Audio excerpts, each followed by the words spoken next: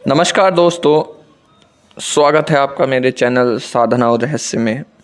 और आज से हम शुरुआत करने जा रहे हैं आधारभूत वीडियो की। आधारभूत वीडियो मतलब बिल्कुल बेस से हम आपको समझाने की कोशिश करेंगे कि क्या चीज़ें कैसे होती हैं, क्या, क्यों, कब, कैसे, सारी चीज़ों का ज्ञान देना शुरू करेंगे। तो क्या आपने कभी सुना है कि साधना करो सिद्धि मिलेगी? सुना होगा, बहुत लोगों से सुना होगा। और हम आज की वीडियो में जो बात करने की कोशिश करेंगे या समझाने का प्रयास करेंगे, वो समझाएंगे आपको कि साधना होती क्या है। लोग कहते हैं साधना करिए, ये वाली साधना कीजिए, वो वाली साधना कीजिए, तो हम आप समझाएंगे साधना होती क्या है, कौन कर सकता है, कौन नहीं कर सकता, कब होती है, क्या इसके नुकसान है, क्या फ़ायदे हैं। तो चलिए इस वीडियो को शुरू करते हैं और चैनल को सब्सक्राइब कर लीजिए, तब तक घंटा बजा दीजिए, बेल आइकन। शुरू करते हैं। सबसे पहले अगर बात करें साधना क्या है, तो साधना का अर्थ होता है किसी लक्ष्य या किसी उद्देश्य की पूर्ति करने के लिए, उसको प्राप्त करने के लिए जो हम आध्यात्मिक अभ्यास करते हैं, पूजा पाठ करते हैं, किसी विधि का प्रयोग करते हैं, उसको हम साधना कहते हैं।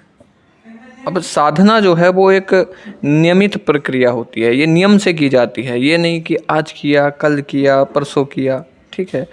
और इसमें जो साधक होता है ना, साधक वो शरीर, अपने मन, अपनी आत्मा, इन सब का प्रयोग करके किसी शक्ति को प्राप्त करने का प्रयास करता है, किसी शक्ति को जागृत करने का प्रयास करता है। इसी चीज़ को ही हम साधना कहते हैं। आगे अगर बात करें कि साधना करते कैसे हैं, क्या तरीका होता है, तो देखिए वो निर्भर करता है आप कौन सी साधना कर रहे हैं। हर साधना की अलग अलग विधि होती है, अलग अलग तरीका होता है, लेकिन कुछ विशेष चीज़ें, सामान्य चीज़ें हर साधना में देखने को मिलती हैं। उनके ऊपर अगर हम बात करें तो जैसे मंत्र जाप, आप हर साधना में मंत्र जाप करते हैं। मंत्र जाप भी कई तरह से होता है, जैसे अजप्पा जाप करते हैं, बोल करके जाप करते हैं, ध्यान से जाप करते हैं, कुछ लोगों के होठ हिलते, वो अलग अलग तरीके होते हैं जाप करने के, लेकिन मंत्र जाप सब में किया जाता है। अगला ध्यान, आप ध्यान लगाते हैं, अपने चक्रों पर ध्यान लगाते हैं, जिससे आपकी ऊर्जा संग्रहित होती है और उसी ऊर्जा का आप प्रयोग करके आगे जो शक्तियां हैं उनको बुलाते हैं, आकर्षित करते हैं, सिद्ध करते हैं। अगला नियम, आप नियमित कार्य करते हैं। 21 दिन की साधना है तो आप नियमित 21 दिन साधना करेंगे। ये नहीं कि एक दिन छोड़ दिया, एक दिन दोपहर में कर ली, एक दिन सुबह में कर ली, एक दिन रात्रि में कर ली, ऐसा नहीं होगा। संयम, संयम बहुत ज़रूरी है। किस चीज़ में संयम ज़रूरी है? जैसे आपका खान पान, आपका व्यवहार, आपका ब्रह्मचर्य, इन सब चीज़ों की आवश्यकता होती है। स्थान का चुनाव, आप जो स्थान चुन रहे हैं वो शांत होना चाहिए। ये नहीं पीछे से आवाज़ें आ रही हैं, आपका ध्यान नहीं लग रहा है। पवित्र होना चाहिए, कूड़ा कचरा, गंदगी, ये सारी चीज़ें नहीं होनी चाहिए, क्योंकि ये क्या करती हैं, ऊर्जाओं को जो आप सिद्ध कर रहे हैं उसको खींचती हैं वापस नकारात्मकता से, और जिसकी वजह से आपका कोई फ़ायदा नहीं होता है जो साधना करने का, है ना। और तीसरा वही ऊर्जावान जगह होनी चाहिए कि कम से कम वहाँ पर कुछ भी नहीं तो कम से कम भगवान की पूजा वूजा होती हो आसपास, तो कम ऊर्जा मिलती है वहाँ से। आपके अंदर स्थिरता होनी चाहिए। ये नहीं कि आज आपने साधना शुरू करा और सोचने लग गए कि सिद्ध होगी तो मैं क्या करूँगा, क्या नहीं करूँगा, ये हो जाएगा, वो हो जाएगा। स्थिरता बहुत ज़रूरी होती है। अगर आप साधना कर रहे हैं तो आपका पूरा ध्यान आपके चक्रों पर, आपकी कुंडलियों पर, आपका साधना पर, जिसकी साधना कर रहे हैं उस पर होना चाहिए।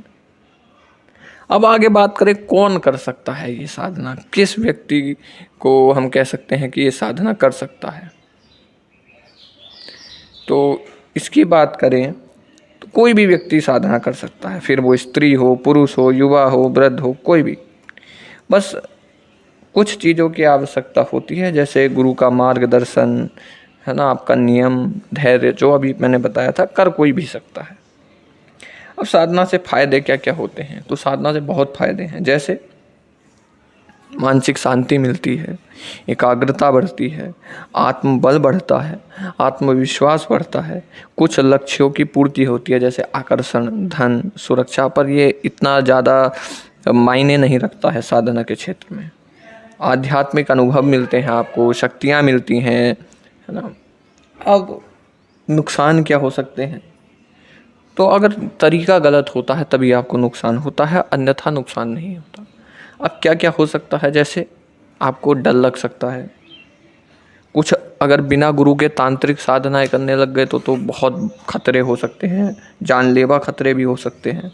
नियमों का पालन नहीं करेंगे तो साधना अधूरी भी रह सकती है या उल्टा असर भी कर सकती है। अगर नियम पालन नहीं करा आपने तो साधना उल्टा प्रभाव भी दिखा सकती है और थकावट वगैरह ये सब चीज़ें होती हैं।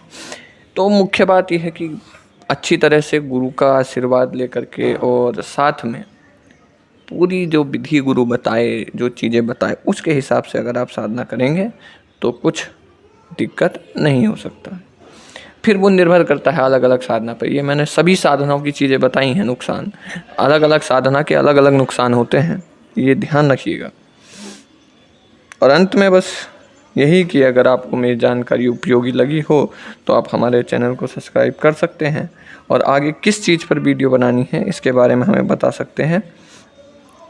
बस एक बात अंत में कहना चाहूँगा कि साधना जो है सिर्फ मंत्र पढ़ना नहीं है, साधना एक प्रक्रिया है जिससे व्यक्ति स्वयं को बदल सकता है, अपनी चीज़ों को बदल सकता है। और सही तरह से अगर इसको किया जाए तो बहुत परिवर्तन व्यक्ति के अंदर आ सकते हैं।